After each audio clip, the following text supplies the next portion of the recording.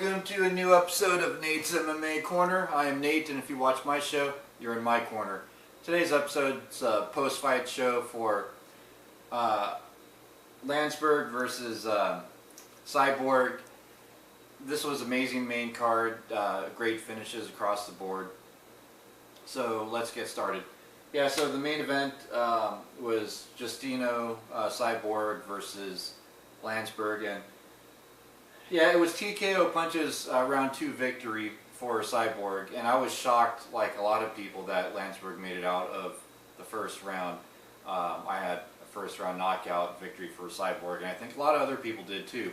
And I think had Lansberg just find her space more, not clinch too much, because she was real unsuccessful with the clinches. And I think had she just used her footwork, kept a good distance, and worked her jab, I think she would have put up a bigger fight. Would she have won? I don't know. I mean, it's Cyborg. She's one of the best out there right now. But I think she would have had at least a better chance. So, yeah, Cyborg wins TKO round 2.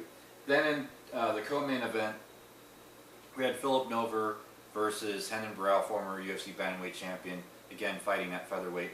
And, yeah, this was a featherweight clash of the ages. And it was decision unanimous. I was shocked that Philip Nover won a round here, according to 2 of the judges. I could see, I want to say it was round 1 or 2, where I could see on points Philip Nover won. And I think had Philip Nover just basically not play Renan Barão's game and follow him around and more or less chase him and move forward more, put more forward pressure, I think he would have been more successful and got the win. But yeah, Renan Barão, he set up well with his footwork to cause Philip Nover to want to play his game. And it was good. It was pretty much a points match. It was pretty much a striking match in the boxing and some kickboxing. And yeah, Renan Barão won unanimous decision. Then in the heavyweight division, we had Roy Nelson versus Antonio Silva. This one, this one was second round knockout late in the second round, and I was kind of shocked because I thought this was going to be a first round knockout for Roy Nelson. And also the way the knockout happened, I thought it would have been maybe a little bit more your typical Roy Nelson, because he kind of caught him with some good jabs, and that's what really landed the knockout. And Roy Nelson, yeah, I thought he was just going to set up that overhand right and then knock out Antonio Silva that way. It didn't exactly play out like that. But yeah, Roy Nelson, he's still around. He lives to see another day, because I truly think that the loser of this fight is pretty much on the chopping block to some extent. And yeah, Roy Nelson, he got it done, and Antonio Silva has lost several in a row now, so who knows what's going to happen with him. But Antonio Silva, I mean, he's had some big wins, over Alistair Overeem and Fedor, so he's a legend in the sport nonetheless, and has nothing to be ashamed of. Yeah, Roy Nelson, Ultimate Fighter, season 10 winner, big win. Stays alive to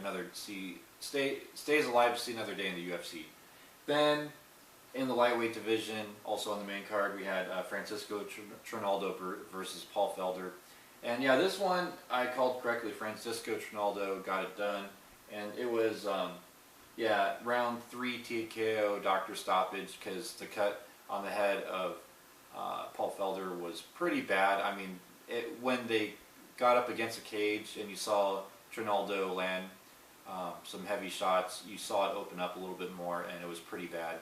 So, yeah, Paul Felder, I think, he'll learn from this, and he'll take some time off, let the cut heal, and I think he will definitely come back bigger, better, stronger from this. And it wasn't like he was doing tremendously bad in this fight anyhow. I mean, I had Trinaldo winning the fight, but it wasn't like Paul Felder wasn't at least trying to hold his own, and to some extent holding his own. And so, Francisco Trinaldo, he's a prospect at lightweight at this point. I mean, the guy has racked up multiple wins in a row, and it was a pretty impressive victory over good prospect in Paul Felder. So good job, Francisco Trinaldo.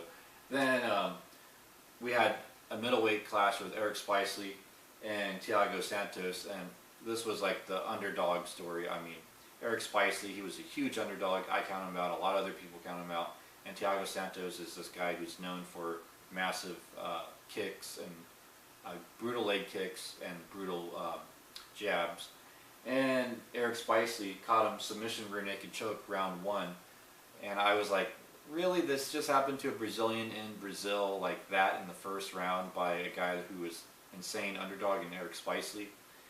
And Eric Spicely, you know, it was just sort of a last minute fight for him, and he got the win. It was pretty impressive, and I think he definitely moves up the ladder in this middleweight division. And Eric Spicely is definitely alive and well now in the UFC, especially if he wins the next match or two. Then he definitely has a career lined up in the UFC. So good job, Eric Spicely, submission rear naked choke. Then to kick off the main card in the featherweight division, we had Godofredo Pepe versus Mike De La Torre, and it was submission, also rear naked choke, round 1, and it was 3 minutes 3 seconds into the first round.